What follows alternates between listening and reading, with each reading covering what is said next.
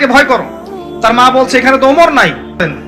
একজন আমিরুল মুমিনিন খলিফা, তিনি রাত্রেবেলা জনগণের অভাব অনটন দেখেন। একদিন দেখতে দেখতে রাতে ক্লান্ত হয়ে পড়লেন, একটা দেয়ালের আড়ালে তিনি দাঁড়িয়ে বিশ্রাম নিচ্ছেন, বসে পড়েছেন। দেয়ালের পিছন থেকে তিনি আওয়াজ শুনছেন, মা আর মেয়ে কথাবার্তা বলছে। মা বলছে দুধে পানি মিশাও, আর মেয়ে বলছে যে ইত্তাকিল্লাহ, হে মা আল্লাহকে ভয় করো।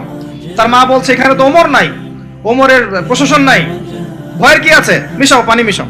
তখন এই মেয়ে বলছে ওমর নাই তো কি হয়েছে, ওমর রব আল্লাহ তো জীবিত আছেন, তিনি দেখছেন। ওমর রাদিয়াল্লাহু আনহু পরের দিন ওই বাড়িটা মার্ক করে রাখলেন রাত্রেবেলা। পরের দিন তার ছেলেকে নিয়ে আসছেন এই বাসায়, এসে মেয়ে দেখাচ্ছেন, এই মেয়ে পছন্দ হয় কিনা দেখো। মেয়ে পছন্দ হয়ে গেছে। আমিরুল মুমিনিনের মানে রাষ্ট্রপ্রধানের ছেলের সাথে এই মেয়ের বিয়ে হয়ে গেল। দুধওয়ালি, দুধ ধোয়াচ্ছেন যেই মেয়ে। কি দেখে বিয়ে দিলেন? সৌন্দর্য দেখে? বংশমর্যাদা? শ্বশুরের টাকা?